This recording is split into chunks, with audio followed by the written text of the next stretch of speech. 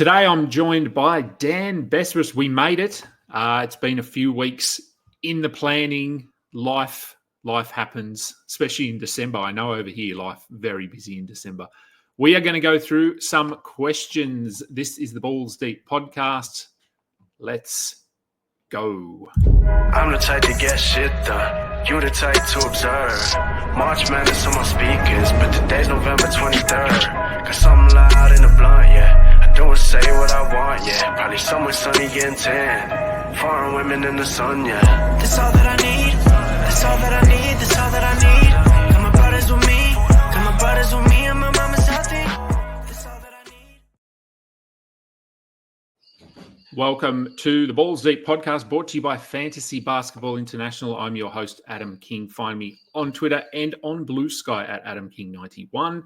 Find us on Google Podcasts, Apple Podcasts, Spotify, YouTube, anywhere, everywhere. Please go and find us and like us and subscribe to us. We are also part of the Old Man Squad, and I'm going to bring in the old man. He can plug it himself. Dan Besbris, thank you for jumping back on the show. People think I'm dancing right now, but that's just old man stretches, as you see. Yeah. Hey, thanks for having me. I know that I am extraordinarily annoying to try to lock down at a time, and I appreciate everybody dealing with my BS. So, thank you is the short version of that. Thank you. No, look, I remember the days of having kids who relied on me or us almost 24/7. So, yeah, no need to apologise. What's happening at Old Man Squad? I mean, let people know. I usually give a very, very brief plug and tell people to go and annoy you and bother you. So, yeah, bother away. That's, we're just sort of just chunking along here, trying my best. This is like my 1 year trial run on doing a million things. That's my goal, is try to do a million things to really get word out about the Old Man Squad network that I founded back in May or June. I've sort of lost track. It's been about half a year. But yeah, folks can find me on social. I can point them in the right direction. We have the Old Man Squad YouTube feed, which is growing nicely these days, and you are a frequent member of. So yeah, all's well. We're just basketball's going, so we're just kind of in the grind right now. That's right. Now we do have a guest on today's show. Now we posted this as a mailbag show, and we do have questions. But I'm bringing him in. He's your friend. Oh, nice surprise. You guys got me. Adam told me that something was going to happen, and I was like, man, who the heck did they get? Like some childhood friend? But this is like basically a childhood friend for fantasy sports. Boggs, I miss you, buddy. What is going on? Yes, Adam has been setting this up for a long time. He hit me up a while ago. My schedule has just been crazy. So thank you so much to Adam for setting this up. And Dan, it's great to see you, man. I know things have been rocking and rolling for you, the most popular man in fantasy basketball. And I just, I am excited to talk to you a little bit here. What's been going on, man? Oh my God, I miss you so, Boggs. So I know a lot of people probably remember this, but just for those that don't, we used to have the real big three. Bogman, that was your creation. It was me, you, Jonas Nader, and like the world has been clamoring for a return of the real big three. But you guys don't do basketball anymore.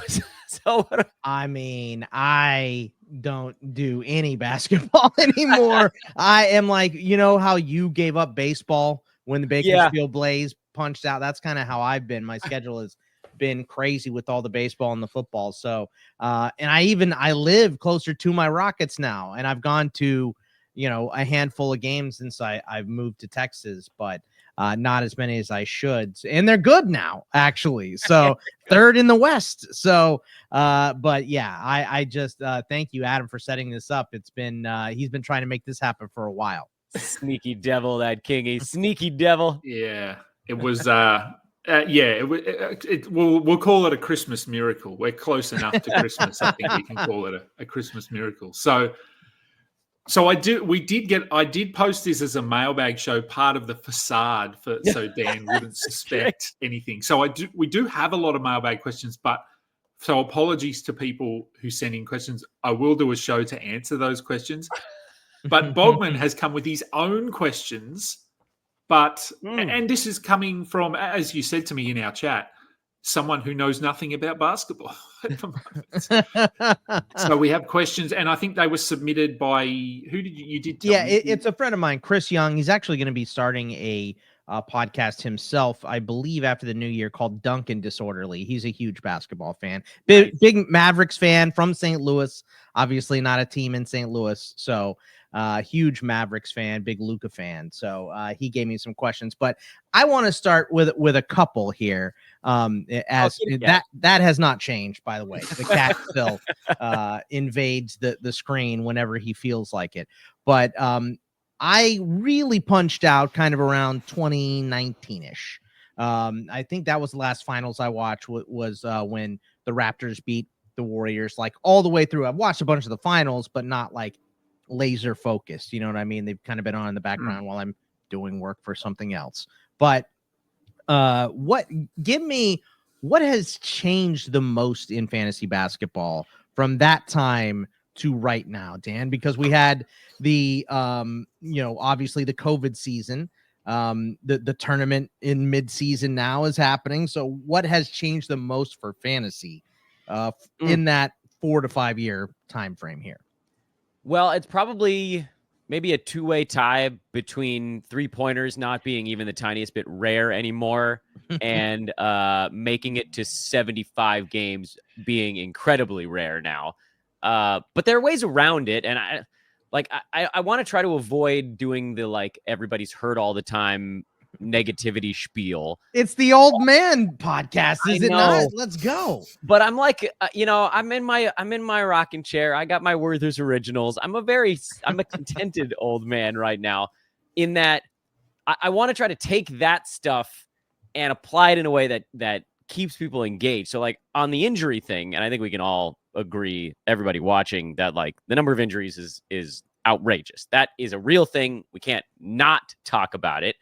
But I actually think that it makes certain parts of it fun, in that, yeah, it sucks to have your guy go down, but there's always like 25 random goobers on the waiver wire that are putting up huge numbers that if their team was healthy, they'd be playing 11 minutes and wouldn't be on a fantasy team. There's something weirdly satisfying about, your Quentin Grimes 2-game stream. Shout out to your boy and his Mavericks fandom. That wouldn't happen if Kyrie and Clay and I'm forgetting there was one other guy that was out at the same time. Luka was first, but then he came back. If those guys weren't all out at the same time, nobody's picking up Quentin Grimes. So yeah, it sucks to have Kyrie out, or it sucks to have Luka out, but you got to go pick up Quentin Grimes for 2 games, and it's fun to roster churn. What about you, Kingy? Where are you sitting on that one?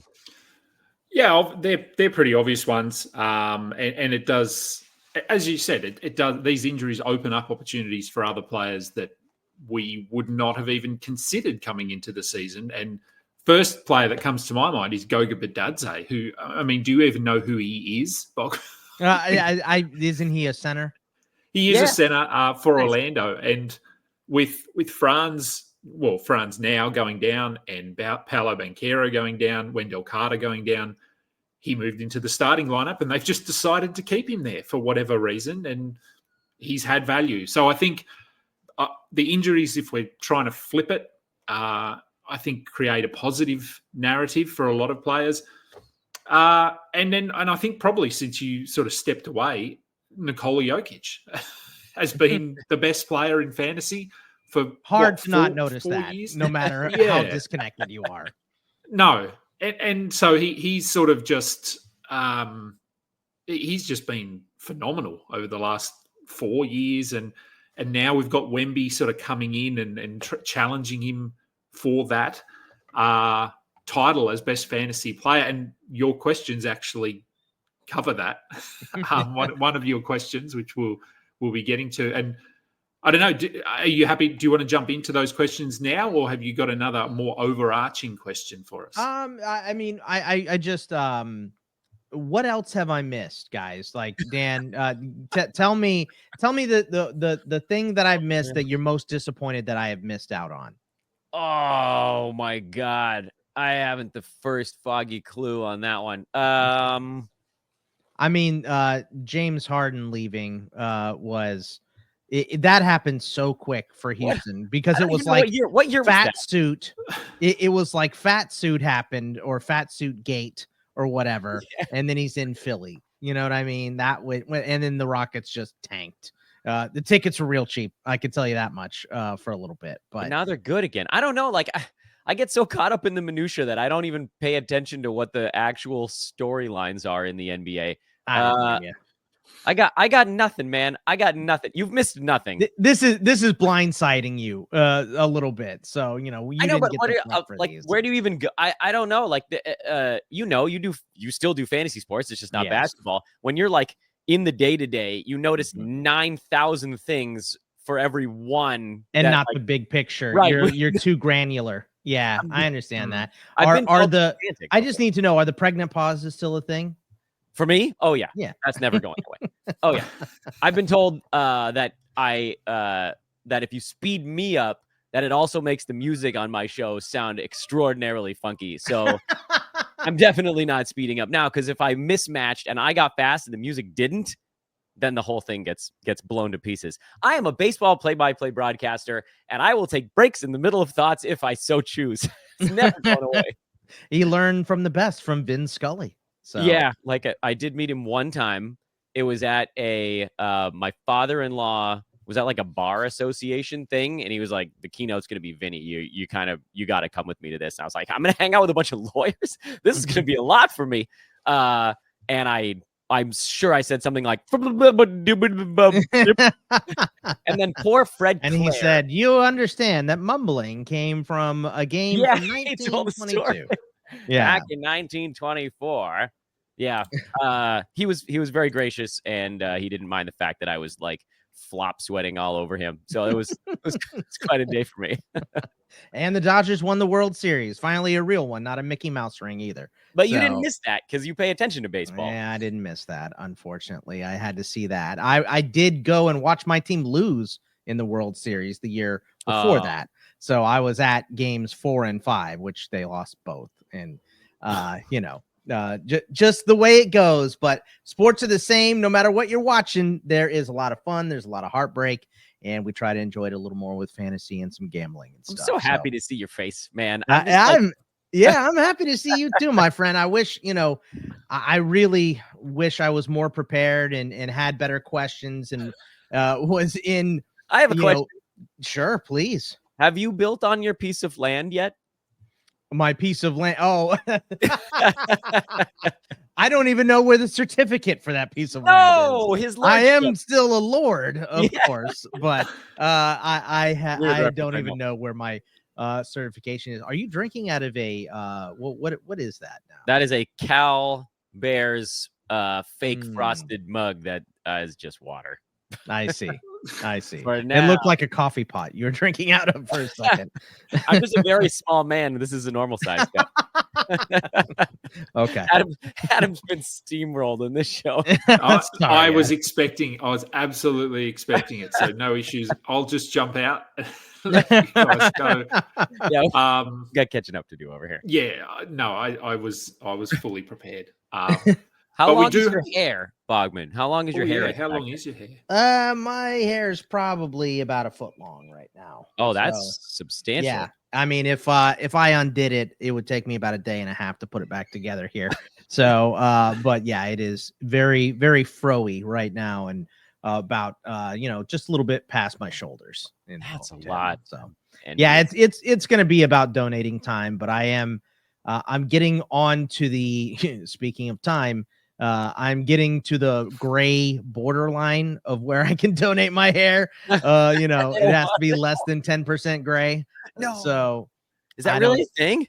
It is, but I have so much gray hair, but I also just have so much hair that I still think it's just less than 10%. But I am getting pretty close to that borderline where I won't be able to donate too much anymore because it is going too gray. You'll be a silver fox. No question. Tell him to eat it. Oh, I want all that. I passed that 10% when I was about 25. Yeah, I have a cousin who went silver like completely at about that age as well. Yeah. So, this is I'm getting it more in my beard, but you can't really tell because again, just so much hair. But yeah, the mirror doesn't lie. I can tell you that much when I see it. So, yeah. Be grateful. I feel like that plucking thing that everyone says is a myth. I feel like that's not really a myth. That's true. You try to get rid of them, the grays by plucking them. You just 2 more come up. Yeah, unquestionably. So I'll take the 2 though, if you guys, because all I do when I look in the mirror is my forehead gets a tiny bit bigger every single day. What happened? That was like no receding hairline. That I don't think that'll be. My grandfather was 90 when he passed, and he still had hair. So I don't. My dad was bald. My grandfathers on both sides were bald. There is no amount of finasteride and minoxidil that I can course through my veins to push the hair back. Is that what LeBron is doing? Is that unquestionably? Although maybe he got plugs. Look, I'm not too big of a man to admit that at some point I'm probably gonna go get hair plugs. I don't care. And you guys can all know it. There's like a list. My wife and I have a list of like cosmetic things that we want to get done when various financial thresholds are met. And so I decided to work in fantasy sports so that we can never do any of them. And first one for her was like fixing a tooth that was a little wonky. She could, like, who wears their retainers after braces for 30 years? Nobody. Right. So she got that because that was affordable. And my carpool buddy from high school is now our family dentist because, we're old people now. But my list, hair is in there. And then, I don't know, does vasectomy count as cosmetic? No. Yeah. Thank you, Adam. That's a different budget. It's coming out of a different bucket. This was not in my mailbag, by the way. Just so everybody knows, these were not among my mailbag questions. I'm putting my genitalia straight into the mailbag today. That's what's happening. Sir, this Adam. Is a Wendy's. You can't do that here. This is what we've been missing right here. Why doesn't Adam hit the mute button on us? I just don't know. No, I couldn't do that. Adam used to hang out with us when we did the show anyway, every single time, I feel like. I know, but this is his channel now that we've completely I have completely soiled this channel with my I beg to differ. I think people are excited to hear about your genitals. We will find out. You be careful what you wish for. Oh, wow. I don't know how I got here and devolved the show.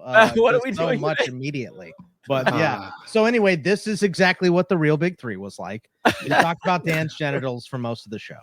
So this is what we've been missing. Real Big Three.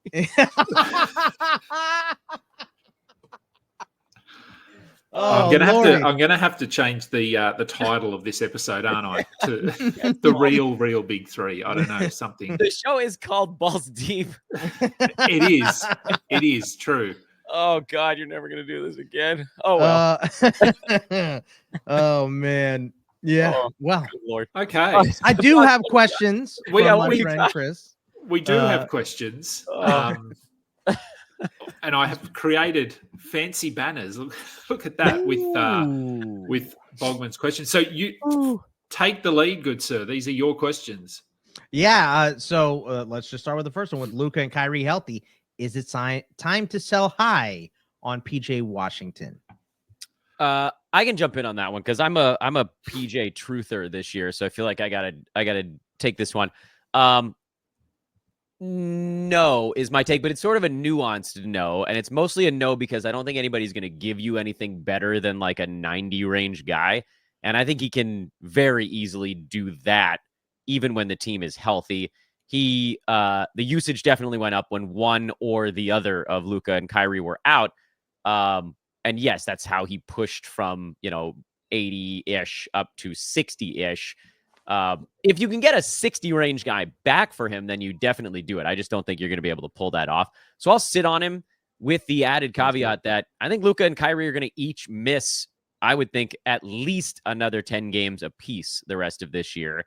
I don't know if they're going to coincide or not, but you're talking about, I think, a solid 20 games where PJ is going to get that bump in usage again. So I'm in on PJ Washington. I think between the healthy Mavs days and the not quite healthy Mavs days, he can still hang in that sort of 70 to 90 window. And so I'm sticking with it. I like PJ this year. Adam, what do you think? Yeah, I agree. And I think that, I mean, we've seen this for years, but especially this year, that even when Luka and Kyrie play and the usage might be down for PJ, he finds a way. He gets rebounds, he gets defensive stats, he does other things. We haven't seen many games where he does both, where he's good offensively and defensively. But in those games when he is 2 of 9 and only gets you 6 points, he'll get 3 blocks, 3 steals, and 8 rebounds. So, I like PJ. As you said, I don't think you can really sell high enough on him to warrant moving him. So I'm happy to roll with him, and I am I think in 1 league, 2 leagues, I don't know, a couple of the spots. Yeah, I'm sure so many leagues. That's how I am as well with baseball. How about OG with the Knicks? Are we selling high on him? He's a tough one. I've got him everywhere this year, and I do think that he had a very, very hot offensive run. It was, I don't know if you remember, Dan, was it about 5 games where he had 40 points? Yeah. I think he had a 30-point game, 20, and it was relatively early in the season. And I think this happened with a few players. I've talked about it ad nauseum this season. That another one was Bilal Coulibaly, where they have a week of hot offensive performances and everyone's bar goes up. And now we expect this from so everyone was on this OG train of, well, he's going to average 25 a game. He's going to be a top 30 player. But if you remember back 2 weeks when we drafted him, we did not have these expectations, and we should not have these expectations moving forward. So I think if you could move him, I'd always consider selling high if I could move someone for a range that I thought was value. But I'm happy with OG because I drafted him at about pick 80, and he's outperforming that. So I'm happy to just roll with OG. I think I'm probably gonna inch, just because you know me and my pussyfooting around on stuff. I'm gonna inch a tiny bit closer to sell on Anunoby, just for a couple of small things. Number one being, we really haven't seen him last a season since like 2017 or something like that. And right now he's playing the highest minute per game number he's had of any season in his entire career. And it just feels like under Tibbs, that's a ticking time bomb for a guy who wasn't healthy under like the second highest minute per game coaches in the NBA. And he was with Nick Nurse for a really long time. So it's more for me about the injury risk on him. And so far he's been extraordinarily healthy, but the percentages are pretty repeatable right now. Like he's almost dead on his last like 2 or 3 year rolling average of shooting percentages. His blocks are probably a bit high. Those will probably come down, but everything else is pretty close to where it's going to be. So for me, and again, it's going to come down to what you can get back for him. And right now he's, ranked in the 3rd round range. If you get a 3rd rounder, great. I would probably take a 4th rounder back for him that maybe doesn't have the same misses 25 games a year injury history. And obviously you're playing the odds. The guy you trade for could end up hurt and OG might not. But if you're just going sort of like the long-term, which of these guys has the higher chance of missing 15, 20 games, it's probably OG. Still, I think there's something nice about, and I was actually too nervous. I didn't draft him that many spots because I was like, Tibbs is going to blow this dude up. And he is dominating right now. So give me something like 45 or better, and I'll move him. Anything outside the top 50, I'd probably just rather see how OG does. How about Peyton Pritchard with the Celtics? Selling high? Yeah, probably. And that one's a little bit of a different reason, I guess. I don't expect him to shoot 49% with his volume of 3-pointers all year. And again, he might prove me wrong. A lot of guys are crazy hot. You're also seeing the Celtics got Porzingis back super early, mind you. And I know they're going to be resting guys, and we saw a lot of that during their recent 5 games and 7-day stretch where basically everyone got at least 1 day off in there. But Pritchard, for me, it's more about opportunity getting a little bit smaller during the months where maybe they don't have, 2 back-to-backs in a week. And also the fact that he's shooting 43% on high volume 3-pointers. I just think that number comes down a bit for him. The other stuff is probably repeatable. So again, I'd be targeting, I think he's ranked in the 50s right now, late 50s. He's right around 60 actually. I would go for, 75, 85 range guys on the board that maybe they're a little more boring, which, okay, I got my old man. No way. Dan likes a boring guy. But that I think is an easier player to get back because other people might not trust Peyton Pritchard to do this all year. And you'd be like, well, give me back like Tyus Jones, the epitome of boring assist to turnover point guard, who's number 72, and he'll just sort of quietly chunk along all year while Beal and Durant and eventually Booker all miss games here and there. But that's the kind of move I would think about making with Pritchard. Not going to score as much, not as flashy, but I think you could probably get him because people have been weirdly annoyed with Tyus Jones, and he's been quite good so far. Are you selling too, Adam? Yeah, I think so. And we know people are enamored by points when it comes to fantasy. So Peyton Pritchard having these 20-point games is very in your face and flashy and appealing, and Tyus Jones is not. Because he does not do that. And I mean, you asked what has changed in fantasy. Dan liking old men, boring players has not changed. No, that'll never change. Absolutely not. Look, I'd probably try to look to sell high. I might reach a little bit higher and try aim for a top 60, top 70 player.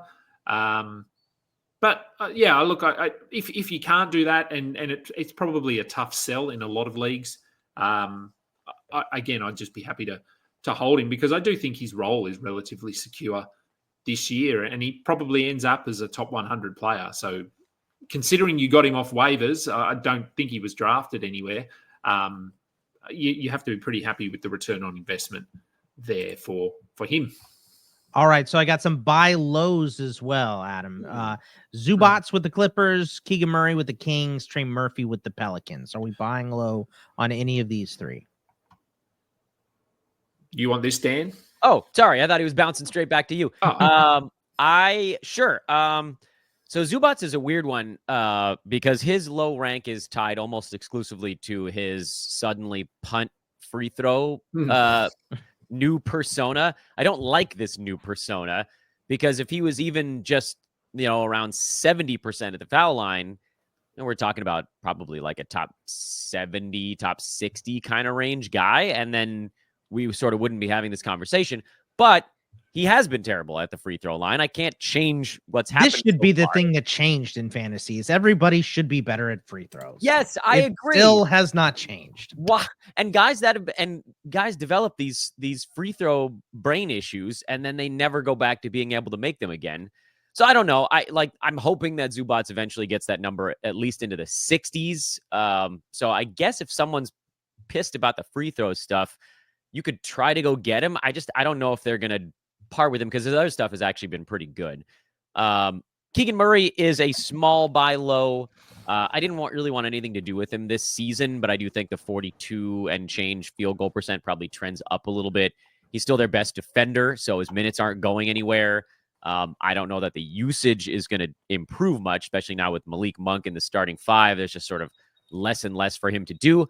But I would expect the field goal percent to trend into the mid 40s, and that probably pushes him kind of just inside the top 100. So if you can get him for the right price there. And then Murphy's an interesting one. I was just talking about him on another show. He actually hasn't been that bad this year, and people are really mad about it for some reason. This one I don't fully understand. I think he's like a 6th rounder in fantasy right now, and people are furious. There was the injury. Yeah, I get it. But he's at 18, 5, and 2 and change with almost 2 defensive stats and almost 3 threes a ball game. I would love to get my hands, as a phrasing, I would love to trade for Trey Murphy if I can get him, even for someone who's equally valued on the board right now, because he still has more room to go up. I would love to get Trey Murphy on my fantasy team. You buying any of these guys, Kingy? Yeah, Zubats, I think, because as Dan said, this free throw thing is weird. You usually draft him as a big guy that can hit free throws. So not a 90% or anything, but he's relatively consistent. So yeah, Zubats, yes. Keegan Murray, no. I'm just not. I don't know. Keegan Murray is a little bit Jabari Smithy for me. Yeah. I just haven't seen the progression that we would have liked. And you would obviously understand when it comes to Jabari Smith that he probably hasn't taken those steps that we'd like to see, not consistently. Yes. But Trey Murphy, as Dan said, I think people are weirdly down on him, but I'd have to consider what we've seen from him as his floor, because the Pelicans are never healthy. Ingram's about to miss, well, we don't know, insert number here, a month maybe. Zion might never come back. So, Trey Murphy, I think if you can find a manager who has Trey Murphy and is frustrated for whatever reason, I'd absolutely throw out a top 60, top 70 player. And if I could get Trey Murphy back, I'd see that as a win, absolutely. How about Malik Monk? Is this starting experiment going to last? And also, is Keon Ellis someone to stash and hold? We'll start with you on that one, King. Yeah, I didn't see them moving Monk into the starting line. I thought they just sort of really viewed him as the sixth-man offensive sort of spark plug off the bench, which is what he's done, and he's flashed some nice playmaking upside as well over the last year and this year. And so as someone who can run that second unit, and this sort of ties into the whole Keegan Murray thing, I think, because with Malik Monk starting, Keegan Murray is often the fourth or fifth option. If you look at that starting lineup with DeMar DeRozan, De'Aaron Fox, Malik Monk, you could argue that Domantas Sabonis doesn't want to shoot the ball as much as those guys, but he often ends up shooting the ball as much as those guys out of necessity. I think the results might dictate this. Where if they're winning games, they might keep him in there. But this has certainly impacted Keon Ellis because he's been almost out of the rotation for the last 2-3 games. Is he someone to stash and hold? I don't think so, unless you're very, very comfortable in the standings and you don't need that roster spot at all. I'm just not sure how high his upside is at this point and whether it's worth stashing in a standard league. Deeper leagues, absolutely. But it is weird, though, that they have moved him out of the rotation because he is arguably their best defender. Yeah, I mean, I think I'm generally in lockstep with Adam on this one. I don't think you need to stash Keon Ellis. And on Monk, provided the Kings keep winning and scoring 140 points a game, I mean, I put that up every ball game. I think the experiment will last. I'll just add one little cherry on top. I think you could probably get something pretty good for Malik Monk in a trade right now. He's had these giant games, the ones without DeMar DeRozan, and then a couple after moving into the starting lineup. He's obviously going to be a lot better with this larger role, more minutes, etc. But sometimes guys pop into a bigger role, run really hot, and then the fantasy community is like, oh, sweet, he's just a top 40 player now. Probably not the case. I would love to have been the guy who picked up Malik Monk right when DeMar went down. But I think you can turn it even into a better situation by trying to move him for someone who's maybe a little bit safer. And there are definitely managers out there that want to be a part of whatever this Malik Monk explosion is. All right. Is Keon Johnson stashable as a flyer in deep leagues? If so, how deep does that league have to be? Is very a reasonable answer. I don't. I mean, I know there's a few. No is also fair. Yeah. Well, like if you go deep enough, pretty much everybody is stashable. Sure. And the Nets the rumors are picking up here because December 15th is when all the free agents can get traded. And so you might see something, although usually it ends up happening a little closer to the trade deadline. Even if he plays a ton, I don't know that we're talking about a guy that's going to like break the fantasy bank. So I would say, I don't know. Definitely not a normal size league. I think you got to be at 20 or above to be really thinking about a stash here, especially because as the Nets add their bodies back in, which is coming up, his minutes are going to trend back down into the teens again. So I don't know. Adam, are you in any leagues that are large enough to roster Keon Johnson right now? I'm currently not. No, other than Dynasty leagues where we've got 30 teams, but Dynasty is a different beast, obviously, because it's all about stashing and targeting future talent. In terms Dan of hates redraft, it because the old men are not worth a lot in those. No, they're going the No. wrong way. Although they're not. this is like probably the number one reason I don't play Dynasty is that I would continually I'd never go full rebuild. I would just be like trying to tweak my team back like a year and a half in age every couple of seasons. Like, hey, I'll give you Chris Paul, but you got to give me a 37-year-old back. Is that okay? I'm just gonna extend my window a little bit more. You'd be one of those mid-market NBA teams that never make it to the finals. Yeah, totally. I'd be like Chicago. I'd be the 7 seed every year. Yeah. This is fun. There'd be one year where all my old guys stayed healthy and I'd win it, and it would just enable me to do it for the next 30 seasons after that.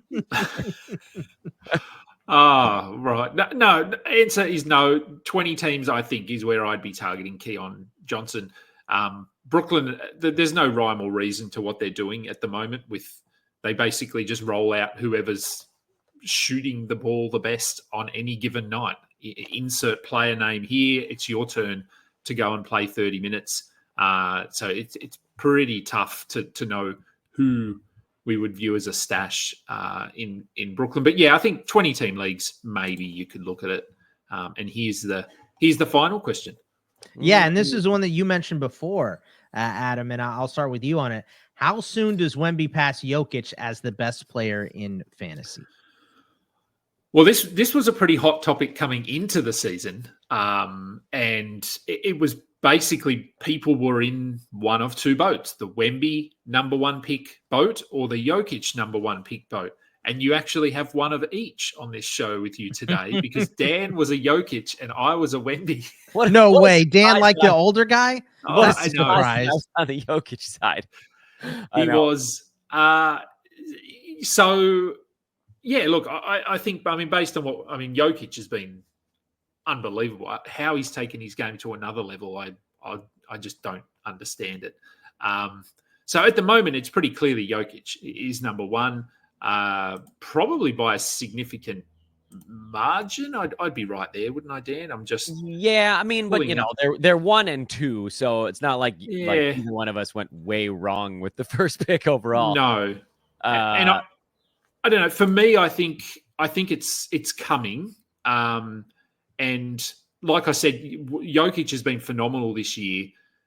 If you ask, I don't know, not everyone, but I think if you were to ask a sample size of people, a lot of them would say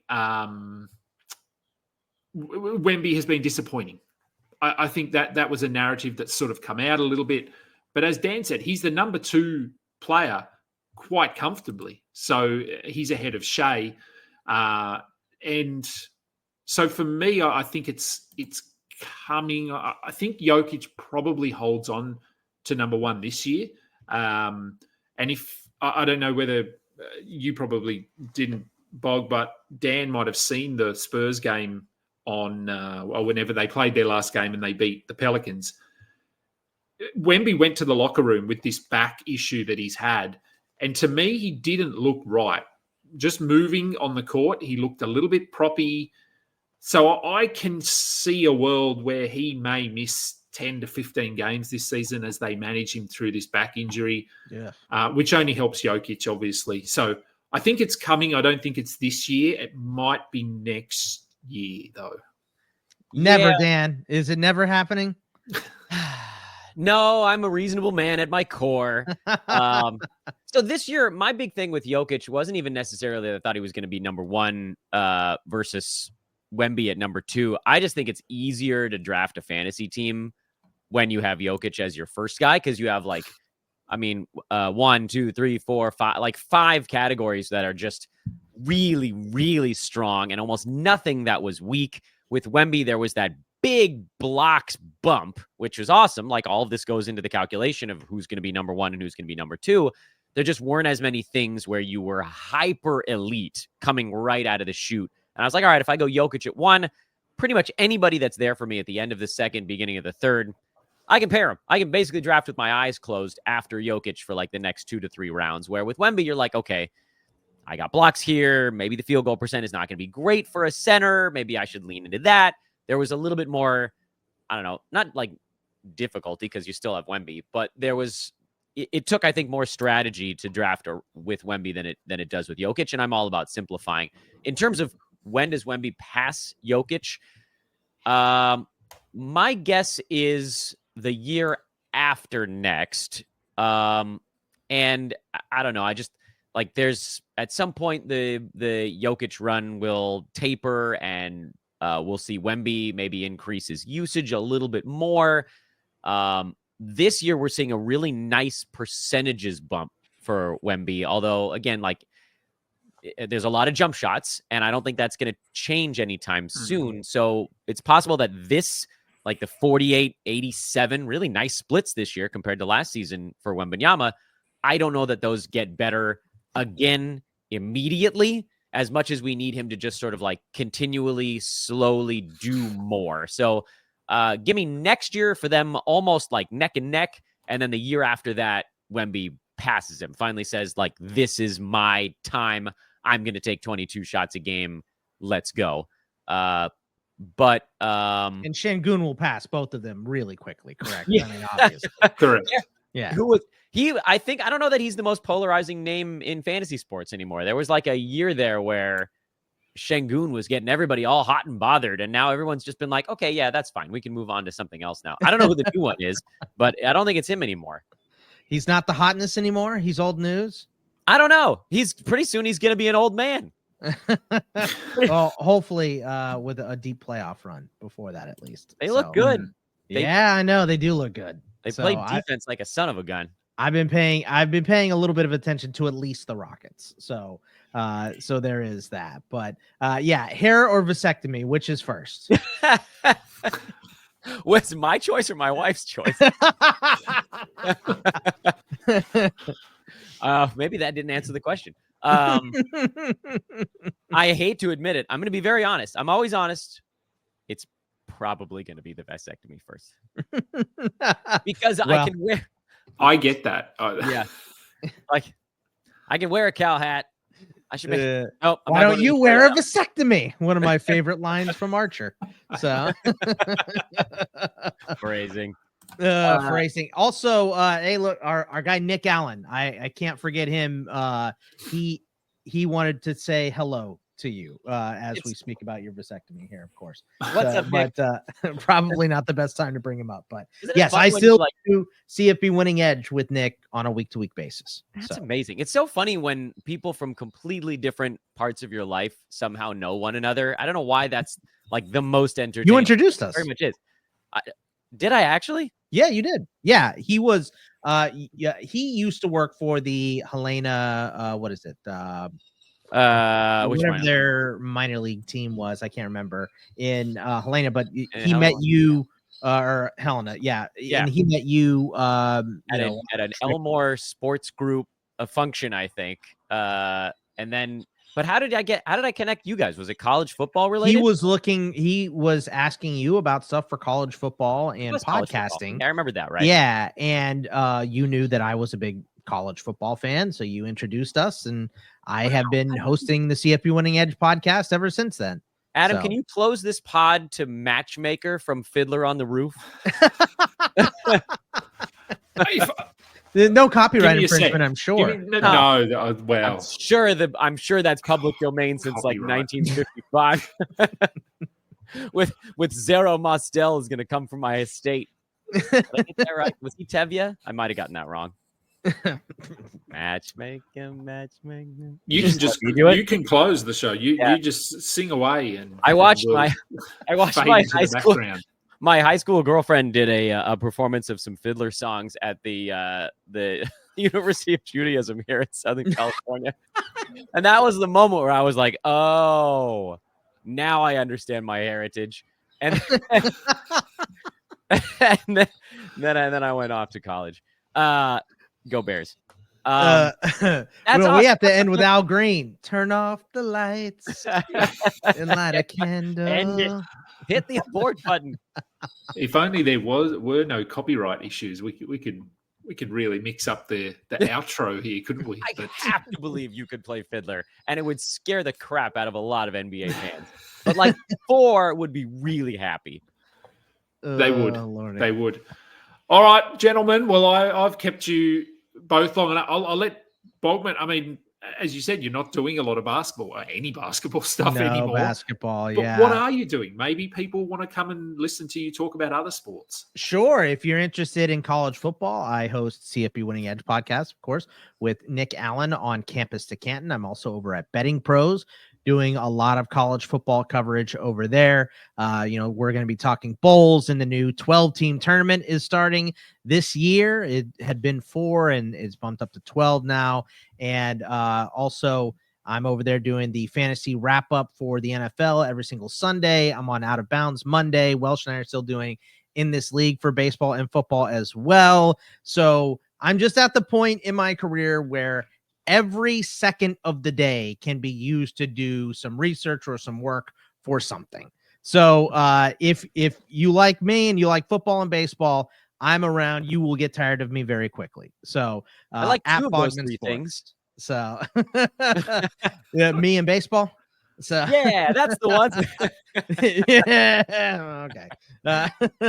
But yeah, that is where I am, and that is why I'm not doing much basketball at all anymore, is because I'm, when I'm not covering the NFL, I'm covering baseball. And when the NFL goes away, I shift my focus to the NFL draft, and I do a lot of draft coverage as well. So at Bogman Sports on the Twitter, Scott Bogman on the Blue Sky, and all, not that I even use either one of them that much outside of retweeting my work, but I'm definitely not you guys on the Twitter. I need to be better about that. It'll probably be my New Year's resolution.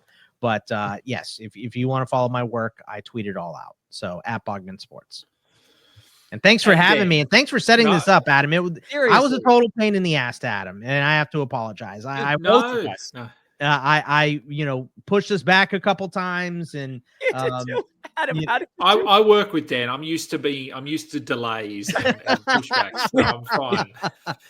Did he at least tell you that I was also flaking and needed to push back? Like last week, I was ready to go, and that's obviously he had stuff to do. So but that was it. The others were like, he asked me in September, and I'm like, this is the worst time to ask me because the NFL is starting and college football is starting, and I'm starting a new job. So it was like all at the same time. So, but college football regular season is over. So glad I could come and talk to you, and maybe next time we can scrounge up Jonas and see what he's doing. I was about to say, Adam, you got your next task on the list here. It's already on the list. Don't worry. He's like a famous soccer coach now, I think, right? There were he moved to Argentina. Nobody knows where he is. Is that what it is? Yeah. That's something like that. I know it's soccer. Yeah. I don't know. It is.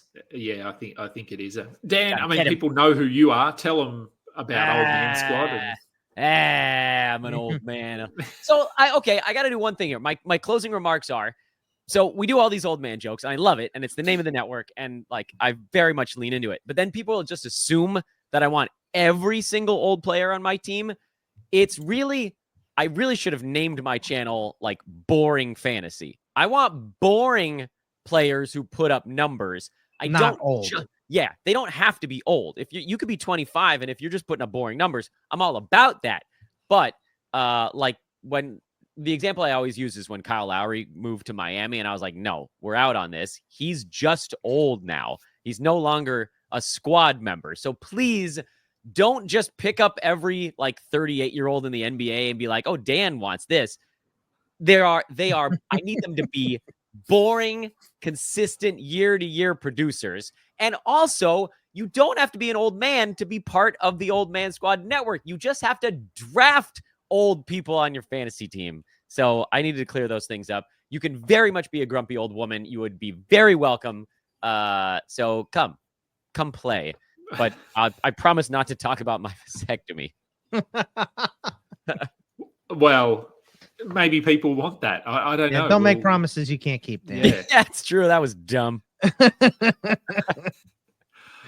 All right. Well, I'm going to let you both go, and I'm going to go. So thank you again, Bogman, for finding the time, squeezing us in to talk about a sport that you don't cover anymore.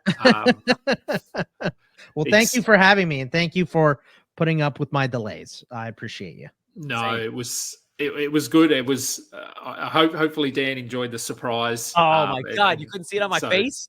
Yeah, we did. I'll try and make that the thumbnail, maybe. Please, I need it. We need that. We need that graphic. We do. You have a bunch of very small video clips to pull out of this one. Oh yes, a lot. Yes. God help me. All right. Well, that will do for today's show. Thank you, everyone, for joining us. I am Adam King. He is Scott Bogman. He is Dan Besbris. This has been the Balls Deep podcast. Until next time, catch up. You just listened to another episode from the Fantasy Basketball International Podcast Network. Thanks for joining us. And for more information about joining our community, please check out our website at fbibasketball.com.